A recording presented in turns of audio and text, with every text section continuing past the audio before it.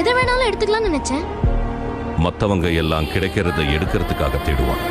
உண்மையான அரசன் கிடைக்கிறத எல்லாம் கொடுக்கறதுக்காக தேடுவான்.